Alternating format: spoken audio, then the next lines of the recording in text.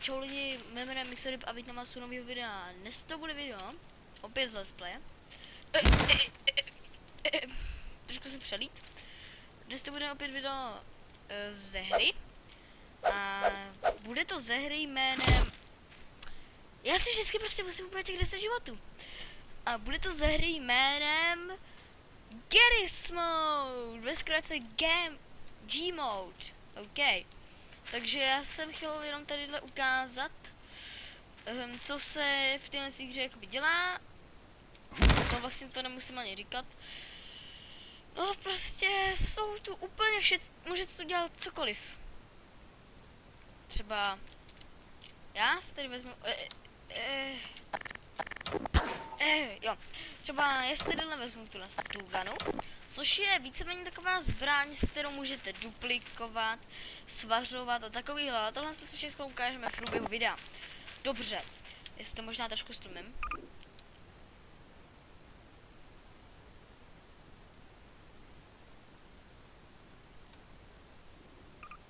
Tak jo, počkejte. Hned se zpátky. Dobře, jsem tu a jsme opět ve hře.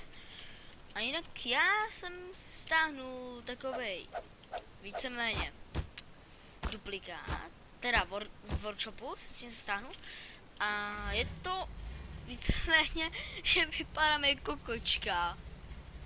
Když se takhle na to podíváte, to je prostě úplně nejlepší.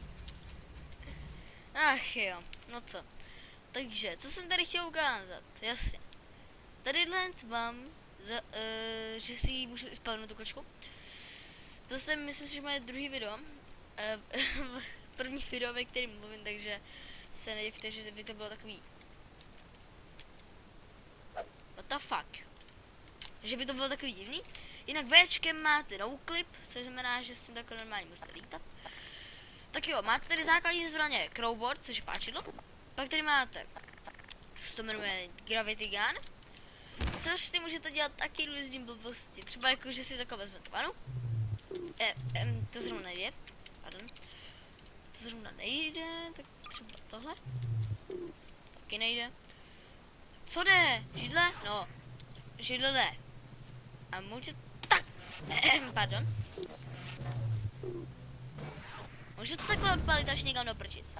Pak tady máte Psychigan. A to má obarvený na zelenou. Jinak, když držíte C, takhle si můžete změnit postavy. A... třeba body color, to máte, teda player color, to si takhle můžete změnit barvu. To mám teda takhle, a zeleno. Zelená je oblíbená barva, a pak tady máte Psychigan color. Tady tím to normálně takhle můžete nastavit, já to mám nejradši na zelenou. OK, takhle to nechám. A Psychigan dělá víceméně tohle. Kolečkem to přibližujete. A Ečkem, když držíte, to takhle můžete otáčet různě. No. A, pardon. Jinak Včkem otvíráte tohle menu. A takhle si tu židičku položíme. A když zmáčknete pravý tlačítko myši, tak to připevníte. Pardon. To připevníte, už do toho prostě, když takhle do toho chcete vrazit, tak prostě to nejde. Pardon. Jestli mám lagy, tak se omlouvám, mám to na 70 fps. 70, 60 asi tak nějak, no.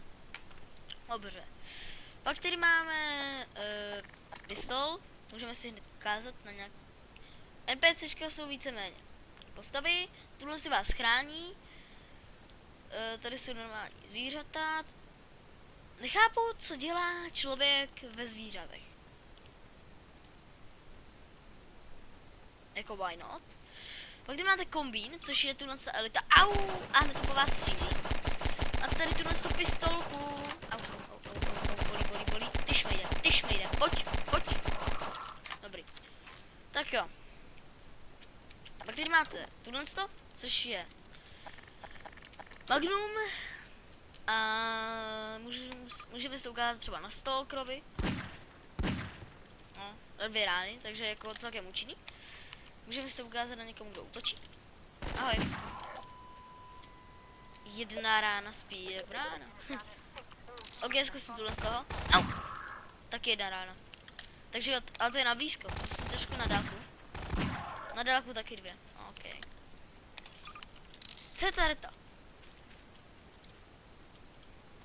Já před takhle vlezu. Já tu nejsem.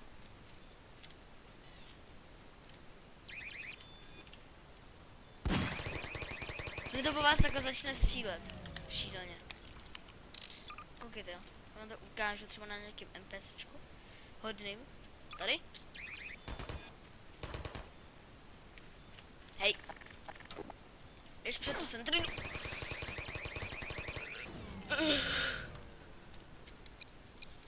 Proč ne? OK, takže co tady máme dále? Pardon. Pak tady máme SMGčko, normální SMGčko, není tomu co říkat. Pak tady máme pulse rifle. K tomu už je co říkat.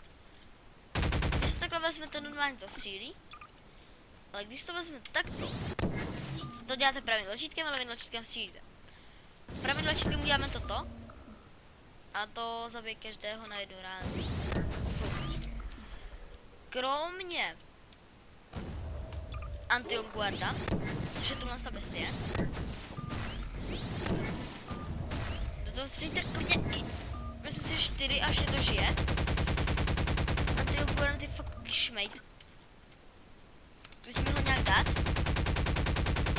No jo, na to si můžeme ukázat další zbraně. Třeba SMGčko. A pak tady máme shotgunu. Klasická shotguna. Crossbow. Nějaký ohnivější postřílí. Pojď si zde nejsem. Aha.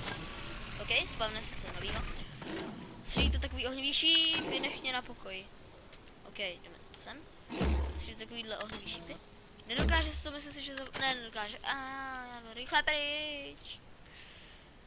Kde je? Jo, tady. Normální ohnivější ty. Normální, proboha. Pak tady máme granátek. Klasický granát, není k tomu co říkat. RPG.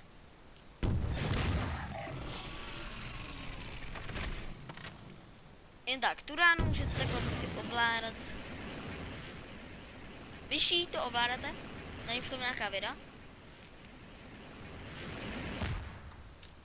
OK. Pak tady máme kameru, to normálně fotíte a tohle to.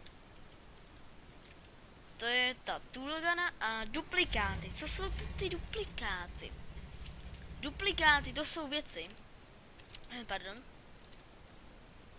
Dobře uložené, jo. Pardon.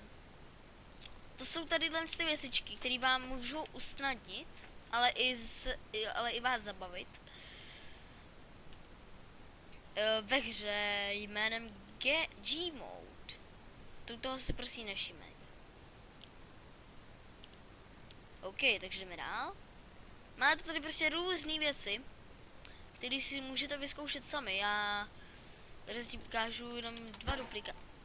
Pardon. Raketa. Tu jsem pravdě ještě nikdy neskoušel, jako co to dělá. Takže do toho máme sednout. A co dál? Nic. Really? OK. Když se podívat, tak jsem dolů, že by tady nikde nebyla rosta. Padá nám raket. No to. Myslím, že já jsem letěl pod mapu. OK. Padá nám raketa. Se podívej, jestli to nemá nahoru nějaký ty disky, jako že by měla, ano má. OK. Takže, hop. F. No co? Já se zkoušel, čím se prostě ovládají ty disky, mi to prostě nějak nejde. OK. Takže, tady máme tuhle auto, jmenuje se to, myslím si, že Supercar. Teď nejsem jistý. Nechci se na to koukat. Prostě je takový hezký očko, co se to dalo měnit pohled.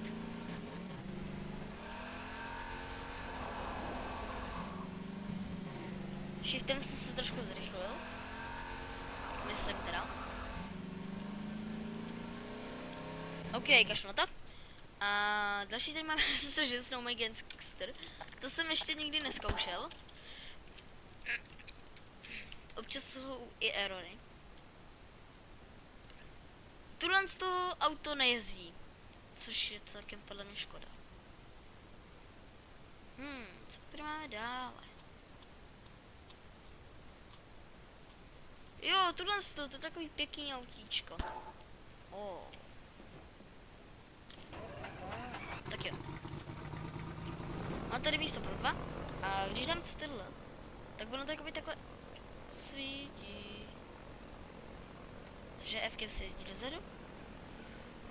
Space můžeme lítat. Vyskakuju z toho. I believe I can fly. Au. Ale asi za chvilku umřu. Abych pravdu řekl, že nikdy jsem neskoušel ty stíhačky.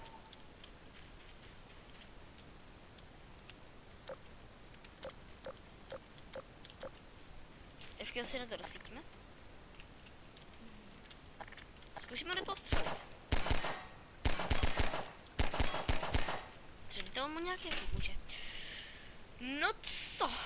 Takže, co bych chtěl ukázat dále? Jo.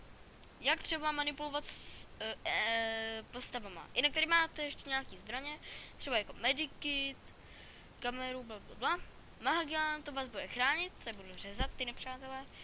Pak tady máme slám, to jsou naprogramované výbušniny. Tady je Bugbait, to přilákává zombíky. A teď k tomu, jak manipulovat třeba s nějakýma těmi postavami. Jinak jsou tady věci i z Team Fortress 2, Nature, Pickups, Props, Weapon a charakter. No což. Má tady úplně skoro všecko. A já si myslím, že nejdůležitější a nejlepší jsou ty postavy. Třeba si vezmu tady pana Angieho.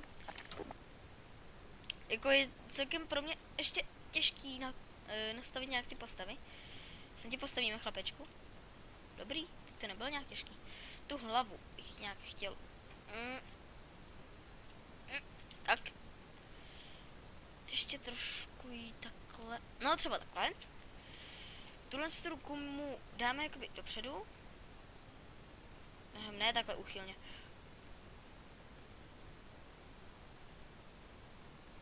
Jo, přesně takhle jsem to myslel. A jde hejbat i takhle s tou rukou? Ano.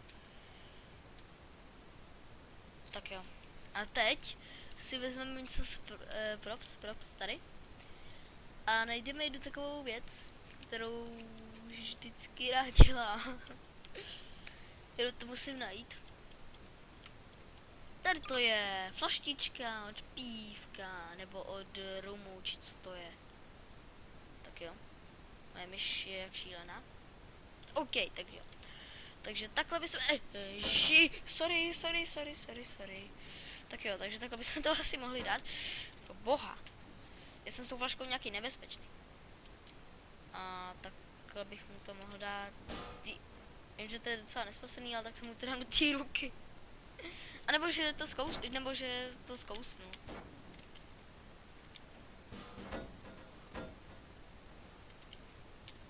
Ne, uděláme to takhle jakoby rovný. Jo, takhle.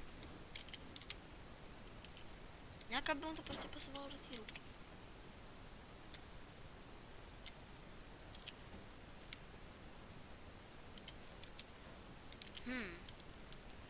Já udělám střih, až se mi to povede.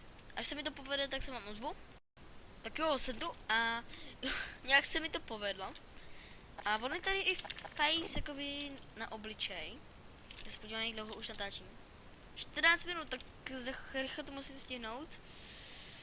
Nastavit obličej. Bum. Tak jo. A živý? Náhodný.